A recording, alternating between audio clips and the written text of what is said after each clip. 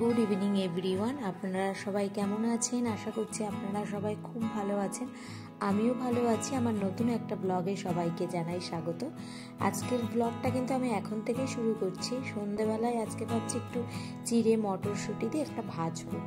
কিছুদিন ধরে চিড়ে খুব খেতে ইচ্ছা করছিল, তো ভাবলাম এই রেসিপিটা আপনাদের বানিয়ে খাই, আপনাদের কাছে শেয়ার করি। তো প্রথমেই দেখতে পেলেন চিড়ে রেখে দিয়েছি, শুকনো চিড়ে, মটরশুঁটি আর একটু আদা কুচি আর লঙ্কা কুচি। ঝালটা পরিমাণ মতোই নেবেন। প্রথমে গরম তেল দিয়ে দিলাম কড়াইতে, তারপরে দিলাম অল্প একটু জিরে ফোড়ন, তারপরে দিয়ে দিলাম মটরশুঁটিটা একটু ভালো করে ভেজে নেবেন। এটা বাড়িতে বেশ টিফিনে, বাচ্চাদের টিফিনে বা সন্ধ্যাবেলার টিফিনে বা সকালবেলার টিফিনে আপনারা খেতে পারেন। দারুণ লাগবে খেতে, হালকাও আছে, আবার পেটটাও অনেকক্ষণ ভরে থাকবে আর টেস্টও ভালো থাকবে। তো প্রথমে তো দেখতেই পেলেন যে আমি মটরশুঁটিটা এবার ভাজতে শুরু করে দিয়েছি। মটরশুঁটিটা একটু ভাজা ভাজা হবে,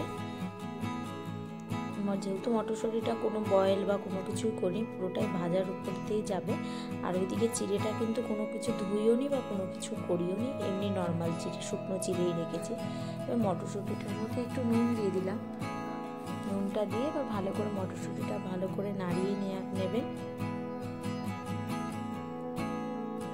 ভালো করে নাড়িয়ে নেওয়ার পরে এবার একটু ওই আদা কুচি আর লঙ্কা কুচি যেটা করে রেখে দিয়েছিলাম সেটাই দিয়ে দিলাম মটরশুঁটির উপরে। এরপরে ওইটা দিয়ে পুরো মিক্স করে নিলাম।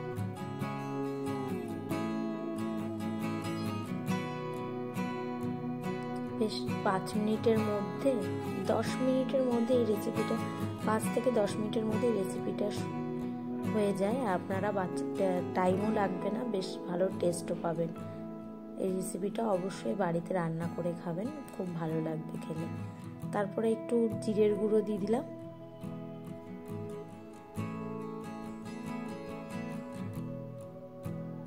জিরের গুঁড়োটা দিয়ে ভালো করে মিক্স করে নেওয়ার পরে ভালো করে মিক্স করে নিয়েছি। বেশ মটরশুঁটির কালারটা চেঞ্জ হতে শুরু করেছে। এরপরে দিয়ে দেবো একটু জলটা দিয়ে দেবো। জলটা অল্প একটুই দেবেন, বেশি দেবেন না, অল্প একটু জল দেবেন।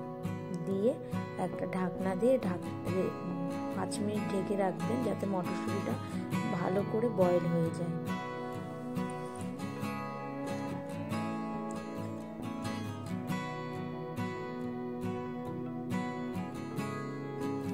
কিছুক্ষণ পরে আমি ঢাকনাটা খুলে দেখলাম মটরশুঁটিটা পুরো বয়েল হয়ে গেছে, আর জলটাও অনেকটা শুষে নিয়েছে। যেটুকু জল ছিল অনেকটাই জল দিয়েছিলাম, মানে একটু পরিমাণটা বেশি দিয়েছিলাম জলে, যাতে হচ্ছে মটরশুঁটিটা ভালো করে বয়েল হয়। আমার আবার একটু মটরশুঁটি নরম নরম বেশ বয়েল হয়ে যাবে, বেশ ভালো লাগে খেতে।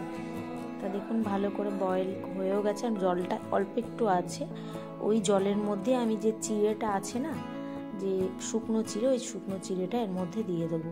ওই জলে হালকা হালকা যে জলটা আছে বা মশলার মতো জলটা, ওটা দিয়ে ভালো করে চিড়েটা মিক্স করে নেবো। আর চিড়েটা কোনো কিছু আগের থেকে কোনো ভেজানো না বা সেদ্ধ করা গরম জলের ওপরে দেওয়া কিছুই না, পুরোটাই এই জলটার ওপরে ভালো করে ভাজা ভাজা হবে। এটা মটরশুঁটি আর চিড়ে ভাজা, বেশ টেস্ট লাগে আর মুখের স্বাদও ভালো লাগে। আর সন্ধ্যাবেলার টিফিনও পেট ভরে যায়। আর চিড়ে খেলে, অল্প একটু চিড়ে খেলে এমনিই পেট ভরে যায়। আর এই রেসিপিটা শুধু আমি একা খাবো বলে আমি জন্য এইটুকুই বানাচ্ছি।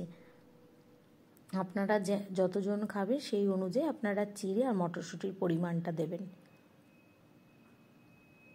ভালো করে আমি মিক্সড করে নিয়েছি।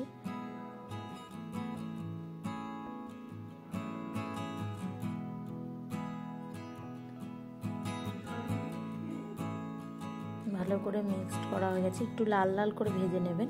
আর দেখুন যে জলটা ছিল কড়াইতে, ওই জলটা বেশ চিড়ের মধ্যে শুষে নিয়েছে। আর চিড়েটাও ভালো ভালো ভাজা ভাজা হয়ে গেছে, দেখুন খুব সুন্দর ভাজা ভাজা হয়ে গেছে না?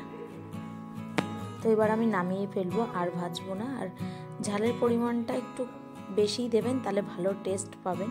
আমি তো ঝালের পরিমাণটা বেশিই দিয়েছি। তো এবার নামিয়ে ফেললাম।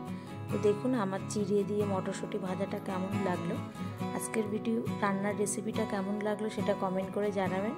ভালো লাগলে একটা লাইক করে দেবেন। দেখা হচ্ছে আবার নতুন একটা ব্লগে খুব শিগগিরই। তা সবাই ভালো থাকবেন, সুস্থ থাকবেন, সাবধানে থাকবেন। টাটা।